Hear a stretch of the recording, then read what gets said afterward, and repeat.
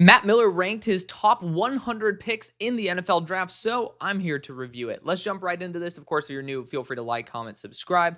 Matt Miller is somebody who we've been able to meet and talk to several times. Great human being, someone who I have a lot of respect for. Let's jump into this and let's go through this as a live reaction. And so I'm excited to be able to break this down with y'all. It's a different video type. I was debating whether I was going to do a 2026 mock the mock or not. And my buddy was like, why don't you just go and check out what some other people thought of the draft? And honestly, I haven't been able to give that to y'all. So I think this is a great opportunity to do so. But his number one steal was Luther Burden. I know that he was extremely high on Burden, wide receiver one. I was not. I don't think this is a very, very good move for the Bears in terms of culture building when you end up hearing them in their own press conference being like, well, we actually ended up wanting to have guys when you don't have the ball in your hand. What are you going to do?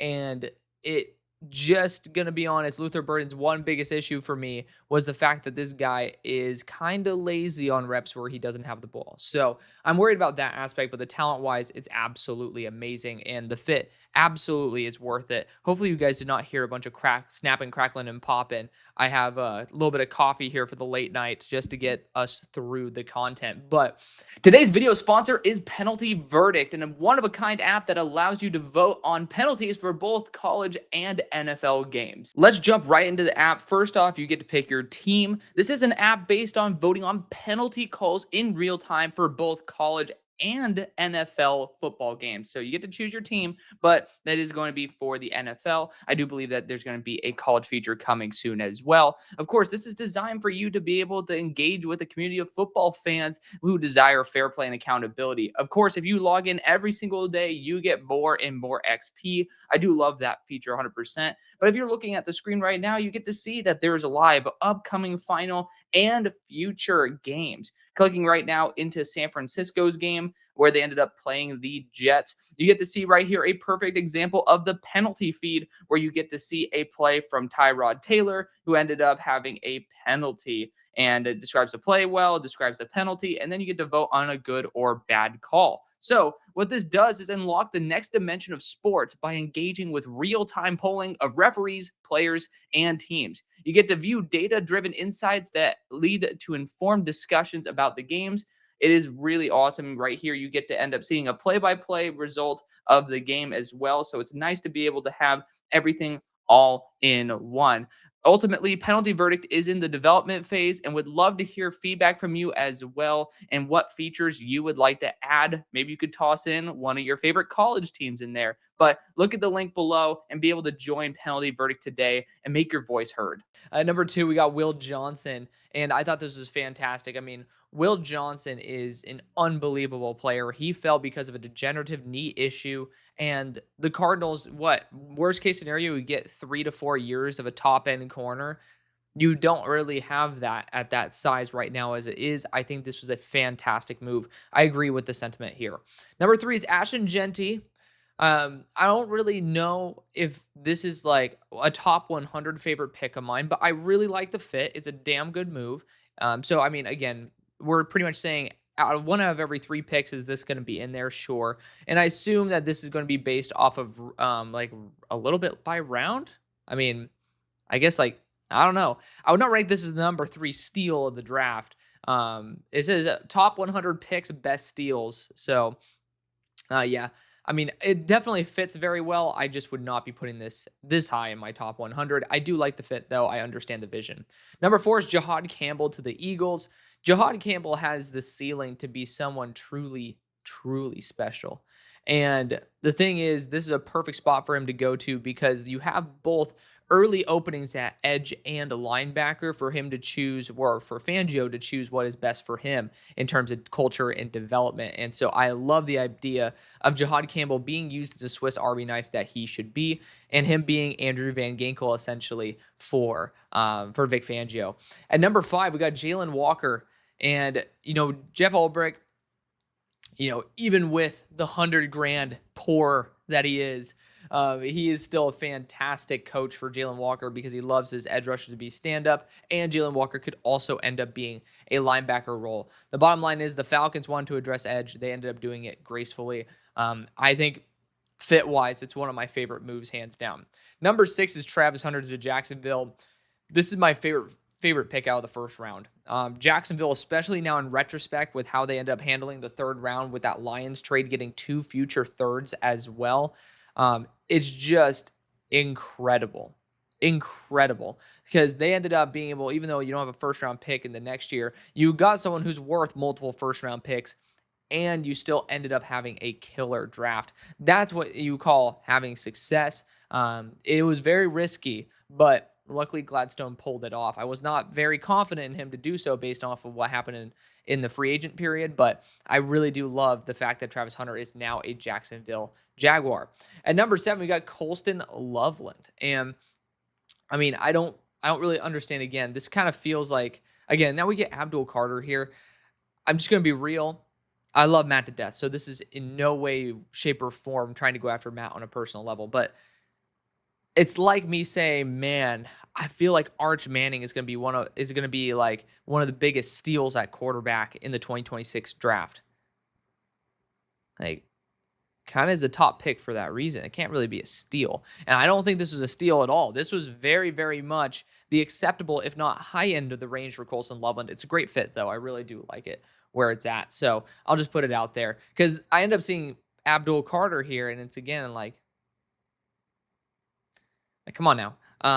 But again, Abdul Carter, number 2 player in the class. The New York Giants solidify, especially with the fact they added in another top 35 player to their defensive front, Darius Alexander, the best defensive line in all of the NFL. At number 9, we got the Baltimore Ravens going Malachi Starks. Again, I don't know if this is heavily weighted on the first round because we've only seen a couple round 2 guys so far, but I don't really think the top 100 picks that are like the best steals and trades and such should be including this many. However, I do love the fact for this one specifically because Malachi Starks could have been a top 13 pick. He ended up falling over double that to pick number 27. So I'm a big fan of that one personally. Eric DeCosta did his thing and he did it well. At number 10, we have Shedeur Sanders, and obviously this was a big steal. The baggage absolutely pushed him down this far. When your dad is saying obviously the Eli thing came into account, but he was on another show and someone was like, well, what do you think about Cleveland? He's like, we're praying for the Giants. And I'm like, are you fucking kidding me? Like, Dion is such a smart marketer. So, I mean, all due respect when I say this, he absolutely fucking botched it. The thing is, sometimes you need to quit while you're ahead, or in this case, should have quit while they were behind because it ended up digging a deeper and deeper grave. And now he's in probably the spot that they didn't want him to go to in the first place. So, but I mean, value-wise, Shedeur Sanders was a top 100 player, was a top 64 player for me. And so, I mean, baggage or not, it's a good pick. So you're a 5th-round pick. We'll see what happens. At number 11, Nick Ward to the Seahawks. This is what I'm talking about. This is an incredible player. I had him at number 9 overall on my big board. It is not a predicted big board, by the way. These were just the grades of the players that I loved in the order that I loved them. This is the dream fit. It was this or the Ravens, and he ended up going to the spot where I really believe in him. There's some dumbass online trying to say, I mean, again, I'm not going to, like, Marcus has perfectly valid criticisms. There's people who just speak out of their ass that copy and paste videos from other people and try to say, like, this guy's IQ is horrible, his instincts are horrible, his run instincts are horrible, and this is the difference. For Seattle, you don't need Nick Eamon to be the Cam Chancellor, and that's why I think people are trying to picture him as, because it's a big physical safety on the Seahawks, right? Nick Eamon is going to be almost a worser version, albeit a blend of Chancellor and Thomas, because I think Nick Eamon has a lot more free safety to him where he gets to roam around than strong safety, box safety that you're looking at his size, which is why I love him so much, because he's not just your standard guy in the box. This is someone who has incredible frame, incredible speed, and incredible ball skills. Like 4 interceptions, multiple pick sixes on the year. I really do think this is a great spot for him. Trey Amos was such a steal, slipping to the Commanders. It's the number 12 graded um, top 100 player. I don't know how to describe it for Matt Miller, but the number 12 player listed in terms of top draft picks slash steals is Trey Amos. And Trey Amos to me would be in this range. He is someone who is around 30 to 40 on my big board. He slides all the way to 61 in a pretty thin corner class. Fantastic value there for a team that absolutely needed it. So I'm a huge fan of that one. Kelvin Banks at 13 to the New Orleans Saints. Again, how are you calling this like the best picks at like the 13th best pick in the draft? It's at number 9. You have him at number 8. Just going to be honest. Again, I feel like this would have so much more pop and excitement if you're talking about the guys that not everybody knows about and that aren't top 10 picks. That's just me. I understand the Abdul thing because like, hey, they did the right thing. Like there's another element to it. Kelvin Banks, there's not really a ton of elements to it. At number 14, Davin Ezuraku slipping to the Cowboys. We're back on track.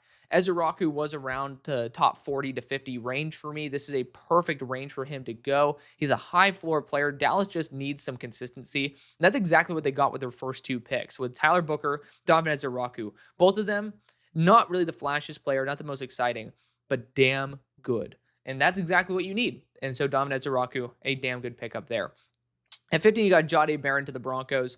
I wasn't a huge Jahdae guy. I still think it's the best pick that they had, most likely. And the thing is that I love the most about Jahdae, he's a man of faith. And my show is not named after anything related to the Virgin Mary, although I am a religious man myself. Like, I love somebody who, like, you can't dislike somebody who's genuinely appreciative for everything and tries to be like a great person. Jahdae Barron, when you hear him speak and he's just saying like, hey, I give all thank you all so much for your time. And, I'm so happy. Like I'm putting it, y'all like put me on the speakerphone. Like want y'all to, want to thank y'all for, giving my mom or making my mom's dream come true or something like that. But he said it way better than I ever could. Like he's just a genuine person and someone who I absolutely understand why you run the ticket in for this guy.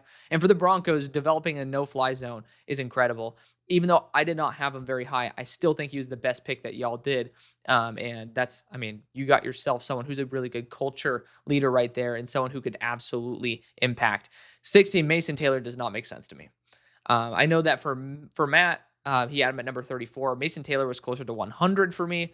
Mason Taylor's a good tight end, but I don't see like top 5, top 10 tight end potential, which to me, you can buy for pretty cheap on the market. I'm just going to put that out there. It's a hot take, but I don't really see like he's just a very high floor tight end. Now, if I'm not mistaken, you have an offensive mind there that utilized Sam Laporta very well. Could end up coming back to bite me in the ass. But in terms of favorite picks in the draft, this was far from one of them. Even though I did not grade it poorly, I did not have that wow factor that I think the number 16 player should be. And again, we're like I'm really struggling with the idea of this video.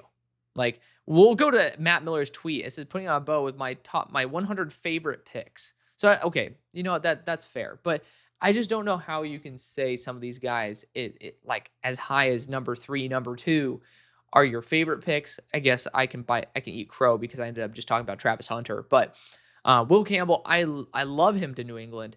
Again, I just am not going to say my 17th. Like I do think there's a lack of emphasis on the number, which I really would have loved to have. Like, hey, this is my biggest favorite steal, which Luther Burden would have made sense, right? Your number 1 receiver, slip into the mid-second, excuse me. It's like that makes sense. But like you can see the overall ranking versus pick differential. How is this the 17th favorite pick in the draft? I'll just say it. So I really like Will Campbell's personality. I think it's going to work. It's grown on me every day.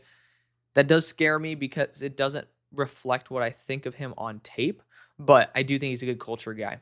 Tyler Warren makes sense because he probably shouldn't have slipped this far, but he ended up going to the Colts at pick 14 in the draft.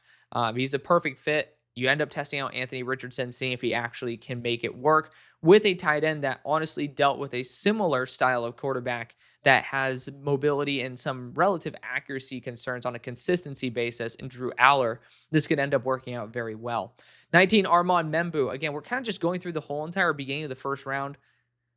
Like, oh, so we We literally are. Again, I love Matt. I mean, this is nothing to indict him. I'm sure that this is just a base parameter that ESPN wanted him to do. And obviously, if he was bringing up random names of people that they prospect that people didn't know, like, yeah, you're probably not going to get as many people to scroll all the way through the article and such. But it is getting a little silly. It's getting a little silly. Having Cam Ward right here, it's like, come on. Like, we've literally talked about pretty much only the first and like a couple players in the second.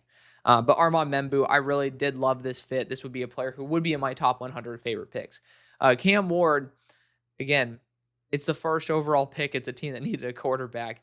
I just like another first round pick. This is what I'm talking about. Like, let's get some cool variety up in here. I mean, hell, we might as well just talk about the first 100 picks at this point. But Matt Golden as well, breaking the 2002 drought. It's nice. It's good to see. It works well with Jordan Love. But bottom line, I mean, these guys are first round picks. It's hard to say, oh my God, these are my favorite. Here we go. We got Landon Jackson at 22 to the Buffalo Bills at pick 72. He's a damn good fit. He's a high ceiling player who tested out very well as an athlete. I could see this ending up working out, even though I wasn't the biggest guy in Landon Jackson. He was around 90 on my board, but I could see this really working out. I mean, again, he's kind of a meat and potatoes guy. I like that. And we're back. Mason Graham to the Browns. Come on now. I see that we're going to be getting back to the third round. Mason Graham, it's basically the Schwartz factor that makes me like the Graham pick far more than the initial reaction I had. So I'll leave it there. Would not be in my top 100 probably. 24, we got Zaire Thomas to the Jets at pick 73. I think that he absolutely should be on a top 100, except if you're Marcus Whitman. I love Marcus. I'll jab at him anytime I can. He ends up sending me shit for the stuff that I say as well. So it's all mutual love right there, but he wasn't a big Azarie guy. I ended up not being a big Azarie guy. I had Azarie pretty close to 47 or 50 when all was said and done. I think it might have been even a little bit, smidge bit lower than that. I'm not 100% sure. My dumbass literally could check right now. Where was he at? Where is this guy at? Am I tripping? Let's go swimming. Shout out to what the fuck is that guy's name? DJ Khaled. Damn. Did I drop him that far? I don't think so. I'm probably just blind. So, FYI, I'm blind. It happens. Damn, did I really have him higher than this shit? Did I take him off the board? Y'all can see where he's at. I can't. For some reason, my eyes are just like toast. Oh, he's at number 40. God damn. So I had him at number 46. I'm blind. But I mean, yeah, it makes a lot of sense for the Jets as well. I like the signing. Tet, again, like, for Christ's sakes, I think we've gone through the whole top 10 at this point. Like, it's starting to ruffle my feathers. A pick I like more is actually Jimmy Horn to the Panthers more than Tataroa because of the value. I thought it was a much more, like, it's more of a top 100 pick for me. Savone Ravel, we're back to the third round. He was about 90 or 100 on my big board. Of course, that was based on 2023 analysis. There was no all 22 for him in 2024, had a season-ending injury as well. And so, I mean, he probably would have been like 70, 75 for me. Really high ceiling player. I like the fit for the Cowboys, though. He probably would have ended up, if I had a Cowboys-specific board, being top 50. At number 27, you got Tyler Booker, also to the Dallas Cowboys. This is one where it makes sense because it was a surprising pick. This is one of my favorite picks because it initially caught me off guard, but it makes a ton of sense for Dallas, and it's just going to continue the offensive line supremacy that they used to have with Frederick, Martin, Smith, etc. So, makes sense there. Gray Zabel at 28 for the Seahawks. It's just an amazing fit. But again, we literally are talking about the whole entire first round. But Gray Zabel was a top 10 player for me coming into the draft. Josh Simmons at number 29, drafted at pick 32. And Matt's ranking was him at number 29. If the health checked out, he was all the way up at number 3 overall to me. Huge fan of what he's going to be. Great job by KC, especially picking up an extra third. Jalen Knoll to the Texans in round 3 is Matt's 30th favorite pick. Jalen Knoll is a super fun player. He was about 90 on my big board, but when you combine him, I was saying combine at the same time, but when you combine him with Jaden Higgins, which I hope he's also on this list, just perfect. just perfect. I know he's talking about it here, but I am hoping that the Jaden Higgins part is on here because you can't say one without the other.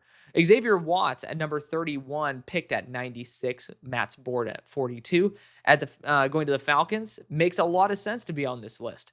The value was impeccable. I had Xavier Watts outside of my top 100, but for the Falcons, I think it's a perfect fit. He'd be in my top 64, most likely for the Falcons. I think it was amazing. You guys got great value for it, and it's a perfect player to pair with Jesse Bates. Then we got Amari in Hampton to the Chargers at 32. This probably would have been close to the 90s or 100s on my favorite picks. I had Amari in Hampton sky high, and it ended up being with him being still a first round running back, which is a good sign because if you have him as like a mid first, most likely the running back's not going to go. So you have to have some people believing in Amari in the way that I did. I think he's going to be a superstar for the Chargers. I think it's the bad sign for Najee though, but again, I would have him a little bit later. Jared Wilson to the Patriots, picked at 95. Overall board ranking at 75 for Matt Miller. I really do like this selection as well. It's a high ceiling player that does not have to start off the bat. And that's a great place for Jared Wilson to be. The ceiling is through the roof. And again, we are going to be going on a roll here, pretty much going through the entire first round. Walter Nolan to the Cardinals. This one makes sense because of the Milton Williams aspect of it all. That's why I really do like it there. But for the sake of time, we've already talked about it ad nauseum. Emeka Egbuka being your top 35 favorite picks is a little bit suspicious to me. I love Emeka Egbuka. I think he's going to be a good receiver for the Bucs. He did not pose incredible value at that pick. There's just so many more that I feel like we're missing out on the opportunity. And I guess we have another 65 picks to go. But Egbuka was not the 35th best pick in the draft. Like in terms of value, impact, and all together. I'll just put it there. I'll leave it.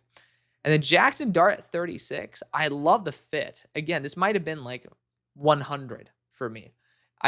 Maybe the number just doesn't matter. Maybe it doesn't.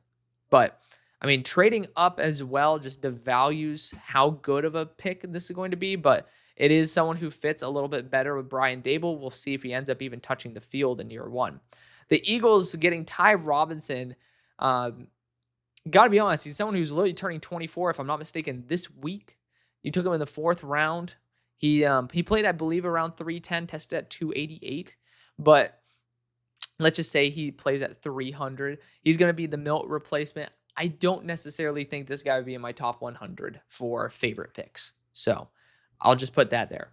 Mykel Williams is at number 38. I think this one actually deserves to be in the top 100. He is a really solid high ceiling edge rusher that needs to be in a situation where he's mentored by both a defensive coordinator and a veteran edge. And this is literally the perfect spot for him to be. Big fan of it. Shemar Stewart as well. I was notoriously relatively low on Shemar Stewart. I think that there's going to be some growth pains that the Bengals fans are going to lose their mind over. However, I think that Shemar Stewart fits exactly what the MO is of the organization. On top of that, I think that he provides a solid run defense floor. So have some patience and enjoy it. I think Al Golden's going to make more use of him than Lou has done in the past. So fingers crossed about that. Trey Harris going to the Chargers at number 40. I would not put him in my top 100. I'll put it that way. I ended up having him right outside my top 100. He got selected at pick 55. But Trey Harris is a good addition to the Chargers. Again, just probably not in my top 100. 41, you got Judkins to the Browns. At 36, the value seems to be relatively rich. I think I had Judkins probably off the top of my head in that 60 range. I'm trying to see right now off the top. He is at 59. So, I mean, for me, this would be probably in that 70, 80, 90 tier in terms of where I would rank how this is a great pick. I do love the fit for the Browns, though, and I could see it working out for him. At 42, you got Kevin Winston Jr. to the Titans at pick 82. I think this is incredible because you're taking a shot on a high ceiling player. Kevin Winston was about pick number 90 or spot 90 on my big board, but that also includes injury and him being out for the year. I do think that you absolutely could get a home run hit there with that pick. Caleb Johnson to my Steelers at pick 83. It makes sense. He's a perfect system fit. And even though I had him much lower than probably anybody else that I knew, this makes sense. And so I'm a fan of picks that make sense. I'm going to be a fan of it. It would be in my top 100. Dylan Sampson to the Browns. I like the Lightning and Thunder approach. He was picked at 126. Dylan Sampson was around 200 on my big board. Was not a big fan of him personally, but I think this is a very good spot for him to be to work with Jerome Ford as well as Quinshon Judkins. Donovan Jackson goes at pick number 45. Or sorry, he doesn't go at pick 45. He was selected at pick 24. He is listed as the 45th best pick in the draft. I do still believe you guys should have traded back, but you got yourselves an all-star offensive lineman. It's hard to kind of put a price on security on the offensive line. So I am a fan of that. And number 46, you got Trey Henderson to the Patriots. I do like the pairing with Ramondre Stevenson. Could end up seeing that really work out. I respect it. Even though I have Trey Henderson a little bit lower, I still think it's a good move. Then we have Lathan Ransom at 47. Lathan Ransom's a classic DB that just needs to stay healthy. He'd probably be in the latter part of my top 100. Jack Sawyer to the Steelers. I love this pick more than pretty much anybody. I would not be putting this in my top 50, but he's a high character player. Even though he has short arms, I still think he can end up making it work. Pittsburgh loves to have characters like Jack Sawyer on the squad. He is a Steeler mentality. It makes a lot of sense. It would be in my top 100. Kyle Kennard to the Chargers is he was picked at 125. I get it. I owe you be in my top 100 as well. Kyle Kennard ended up being, if I'm not mistaken, number 110. So this was still very good value. Brashard Smith went to the Kansas City Chiefs at 228. This was a pick that I thought needed to happen at the time. I'm glad I called it when I did, even though I'm not going to say I'm Nostradamus or anything. I just knew that the Hunt family, who has kids at SMU, likes SMU players, and Brashard Smith was incredible. This would be probably in my top 25 to 30. So big fan of that. Jalen Milroe to the Seahawks is Matt Miller's 51st. He was picked at 92. For me, Jalen Milroe to the Seahawks would be right around this range. It's a very fun pick. It's a high ceiling pick with 1 year deal, essentially, even though it's 3. It's kind of a quasi 1 year deal with Sam Darnold. This does make a lot of sense to potential out if you do see a lot of progress from him. At 52, you got Max Hairston to the Bills. He was selected at pick 30. This would be towards the latter part for me. I didn't think Max Hairston as a talent was remotely as good as what the consensus said. I thought he was a lot more scheme specific. Granted, this is probably the scheme where he works the best in. So I do like it in that aspect. He'd probably be a top 50 player for me, which at pick 30 doesn't really justify you being a top 100 pick in the entire NFL draft, but maybe he'd end up sneaking in towards the end. And I love Oaks Christian, my high school. So, I'm going to give a shout out to it when we're talking about Carson Schwezinger, who's also alumnus from there. I don't think that taking him at 33 is remotely a top 100 pick value. Love him. Not going to say that it's worth it. I'll just put it there. 54, David Walker, selected at 121, went to the Tampa Bay Buccaneers.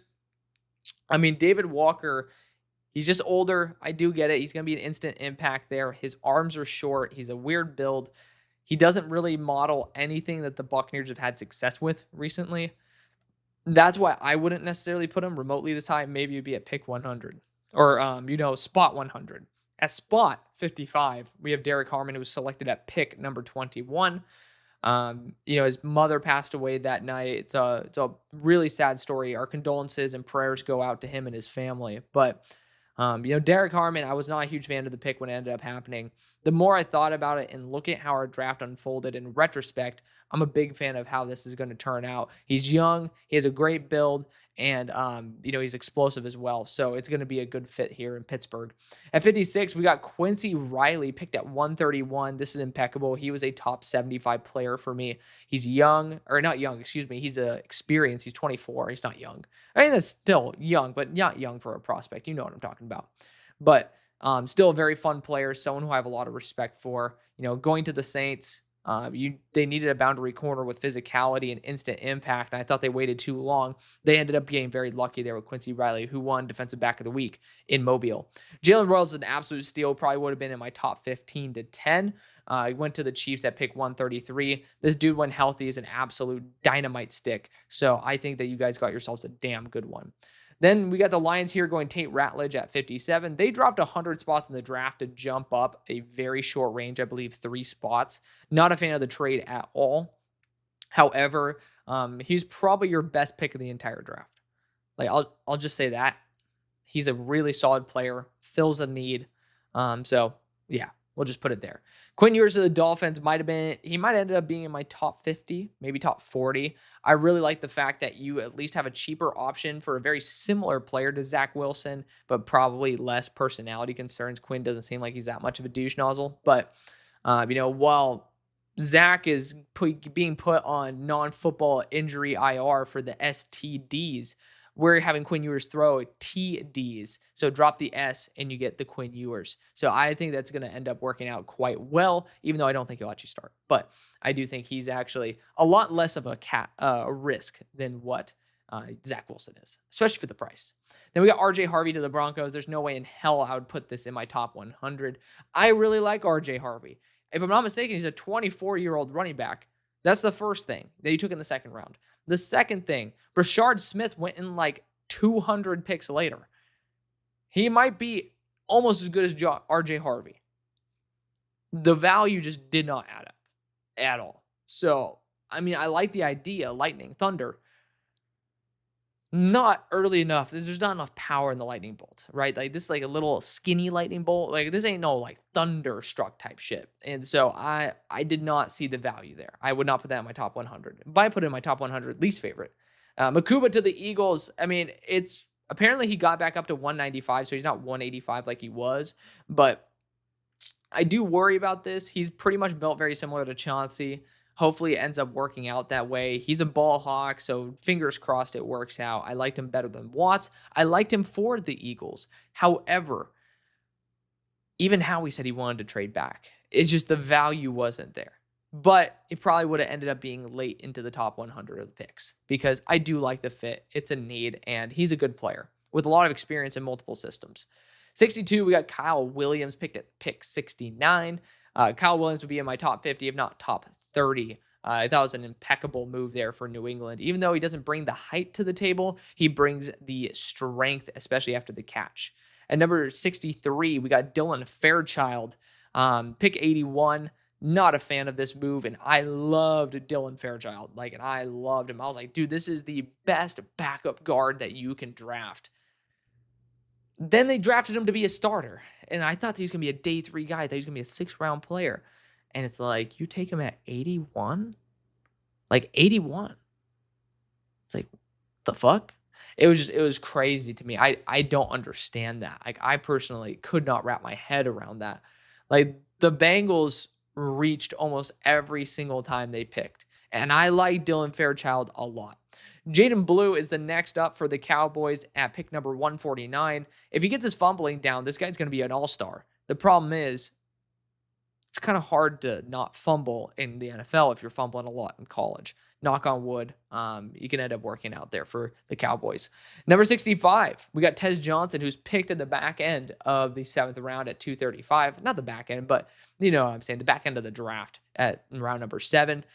Tez was he's a really solid player. Just physics matter. Bodies do not hold up well when you're getting hit by guys double your weight. It's understandable why he fell to the 7th. And he didn't even test out all that well. 66, got Noel Williams to the Chiefs, picked at 85. I do not love this move because it was a trade up as well. If you guys stuck and picked, I understand. But this seemed like a desperation move when all the corners were flying off the board. Not a fan of that. He has a really good ceiling, 7 interceptions on the year as well. So fingers crossed he can end up making this worth the pick. I do think it might have been a bit of a reach. Caleb Ransaw is at spot 67, picked at 88. Caleb Ransaw to the Jaguars. He is not a cornerback. If I'm not mistaken, they announced him as a safety. And I've talked about him as a safety, which I think is exactly where he belongs. This guy's a really good player, and I love the fit there in Jacksonville. Josiah Stewart's at 68, picked at number 90. I love the early down run defensibility that Josiah brings to the table, and he also was very effective as a pass rusher. He ended up being a top 64 player on my board. At the next spot, we got Craig Woodson, another one of my guys. New England Patriots select him at 106. Even though it is a pretty crowded room there for the Patriots, I think Craig Woodson is the best coverage corner or coverage safety for the value in the entire class. I think he's just going to work out and be a legitimate starter for you guys, which drafting in at 106 is really nice. Speaking of someone who could end up carving out a pretty good role, we got Torrey Horton. If he can stay healthy, he went to the Seahawks at pick 166. He was someone who I had as a top 100, maybe 110 on my board. He had no business going at 166. No business. Tested out well. Great after the catch. I mean, just doesn't make sense. The Seahawks sniped him. And they also ended up getting Damian Martinez at the middle/early part of the 7th round, pick number 223. I wasn't a big Damian Martinez guy, and this still ended up kicking the ass out of my out of my board. So, I mean, I thought this was fantastic value, and it's just a perfect guy to have as an RB3/4. Billy Bowman to the Falcons, pick number 118. He's going to be more of a nickel, so we'll see what happens there. I don't know if I'd put this in my top 100, even though I think the value is good and I love the energy. Maybe he'd end up being in there. Maybe he wouldn't. JJ Pegues goes to the Raiders at pick number 180. That is at spot 73 in this ranking. I'm not the biggest guy on Pegues. I love the excitement that he brings, but at 180, it still kind of felt like a novelty pick. Still fine though, but I do think it's a little bit more of a novelty. And here we go. We got Princey Umamielen going to the Panthers at pick 77. I think that was really good value. Even though I was lower on Princely, I still thought this made a lot of sense, especially when you pair him up with Nick Scordon, that I hope we end up talking about in a minute. Jordan Birch to the Cardinals makes a ton of sense. He can play inside. He can also kick to the end. It's pretty much going to be the BG there for Jonathan Gannon. And I really, really like that for him. Jordan Birch, a fantastic edge rusher. Then we have Will Howard to the Steelers. Pick number 185. To me, this might be a top 5 pick in the entire NFL draft for value. Will Howard is my quarterback 3. And I'm not saying that Will Howard was designated as a pure starter. I have him as a fringe starter. The only starter I had in this class was Cam Ward. So the value of all these other quarterbacks that have been going, and then you get Will Howard at 185. I find it impeccable. I find it amazing. And I think Will Howard should be the quarterback over Aaron Rodgers because Aaron Rodgers, unfortunately, is not the man that we know Aaron Rodgers to be. I'd rather just take Will Howard, see if he can hold up. If he sucks, amazing. If he doesn't suck, amazing. There's not really a situation except just pure mediocrity where we're like 9-8 again, where, I'd be semi-disappointed. And even then, we're 9-8 with a 6th round quarterback. So, I mean, there's just not a way that I'd be disappointed in that outcome. You got Devin Neal next to the New Orleans Saints. This absolutely should be in the top 100. He is fantastic. Just did not test as well as what we were hoping for. The Saints got themselves a steal at pick number 184. CJ West to the Niners at 113 also would have ended up making my top 100. Amazing person. Got to meet him at the East-West Shrine Bowl. So, really, really good interviewer. Solid player. He ended up being around 130 on my big board. So, I really like how that ended up coming together. Teddy Buchanan going to the Ravens at 129. Actually, Buchanan might have been my least favorite pick for the Ravens based on the value. Of course, that just shows you how damn good Eric DeCosta is. So, it is what it is. But Teddy Buchanan's an athletic coverage linebacker. I don't think that's a bad pick by any way, shape, or form. I'm just saying, would not have been in my top 100. Elik Ahmaner, if I can pronounce it correctly. I don't know. I'm trusting Broshmo on this one. How the hell? I should not be doing that. But, at pick number 136, this is up there with the top 10 best picks in the draft. If his knee holds up, this is going to be an absolute fleece. Jordan Phillips at pick number 143 to the Dolphins, probably my top 100 least favorite picks in the draft. I just did not see the value there. Still don't see the value there, with Zeke Biggers being arguably better and taken 2 rounds later. Braden Swinson, this is what we need to talk about. Went to the Patriots at 146. You guys see where he's at on my board. He was at number 6. I ended up finding out some inside info, if you will. He basically pissed off a lot of teams, did not have a very good interview process. I love Braden. I love him to death. I had a great time with him. He's someone who I will happily consider a friend. And he will always be a friend of the show. Maybe one day can talk about him in the ways that we talk about Brennan Jackson, who's on the Rams, who's a legitimate friend. Super proud to be able to know that guy. So what I've heard is that there were issues in Oregon. He ended up actually being suspended for the first half of the Florida game. So there's issues at LSU. And then apparently he did not end up interviewing all that well. That's what caused him to slide. Nothing about tape. So It's what happens, man. If you have a shitty job interview, the employer's not going to want to hire you over somebody else. I get it. And at this spot in the 5th round, that's where teams are going to say, well, screw the interview. We just want the best player. And that's where you go after someone like Braden Swinson. It ends up coming to this place where, people probably thought of him as a late second, early third. He ends up dropping a couple rounds because of it.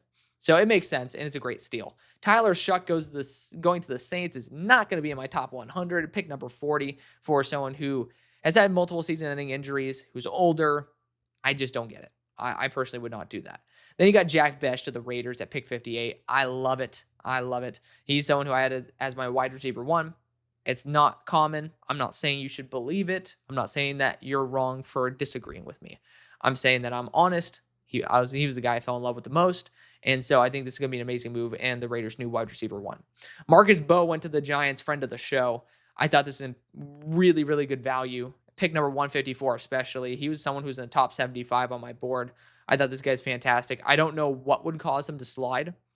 Like maybe some issues with him moving to center. But, I mean, apart from him not wearing a seatbelt in our interview, he's always been really, really, really chill. And he stayed in contact with me. We continued to text. Like, this guy's not a douchebag. I will be honest. Braden Swinson and I go off and on in terms of whether there will be responses or not. Marcus is always someone to respond. So I don't see that with him. He's a good dude and someone who I have a lot of respect for. And I think he's going to be a steal. So probably would be in my top 20. Elijah Roberts, pony up, went to the Buccaneers at pick 157. I really like the idea of him being more that Logan Hall type. So that can end up working out very, very well. At 87, we got Smile Munden to the Eagles. I'm surprised it's the top 100 pick. But I do like the vision for it because he is rangy. He's like, you have an athletic profile with someone who has a very similar system to a lot of other players on your team. He ended up being he was a top 150 player for me. So when all is said and done, it makes sense. I thought it was good value. It's just, again, top 100 pick, maybe. We'll talk about it later. Darian Porter, 68, impeccable value. Again, he's someone who I had sitting right there at number 49 on my board. And this is a cornerback needy team. It was a perfect blend of everything. He might be older, but he's an instant impact. It's a big need, and you got great value. Chris Paul was a fleece by the Rams, pick number 172. He's probably going to be your starting linebacker. Incredible execution there by the Rams. At number 90, Jordan Watkins was probably in my top 10 least favorite picks in the entire NFL draft. If he's healthy, then that's awesome. But his play was so streaky last year. I can't stand receivers that are streaky. I want consistency there because there's a lot of wide receivers in this world. Hate to say it. There is not really a big need for gadget guys like Jordan Watkins. There's a lot of them out there. And so if you're streaky, I'd rather have someone who's a lot more consistent and can compete with your talent level. And at 138, I thought it was really, really rich. At number 91, Ursery to the Texans at pick number 48. I absolutely agree. He was a big fleece, a big steal, and he fits exactly what the Texans want, which is a young, exciting, high-floor offensive lineman for you guys to have on the interior or at tackle. But the biggest thing is, even though the floor might be lower to some people, even though I think it's higher because of guard flexibility, the ceiling is sky high.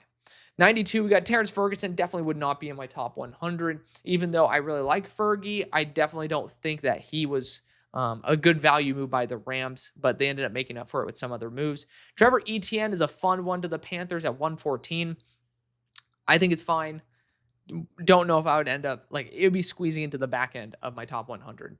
Danny Stutzman would probably be at top 5 in terms of value, going at number 112 to the Saints. He ended up being, where was my boy at? Did he have a 77 grade? I thought he did. Maybe not. Maybe I'm just capping. Or did I just not include him in this? My dumbass probably didn't even include him. Well, boo-hoo, Alex. I mean, he's somewhere in here. I had him, if I'm not mistaken, a 77 grade, so he would end up being right in here with Jack Kaiser, but I digress.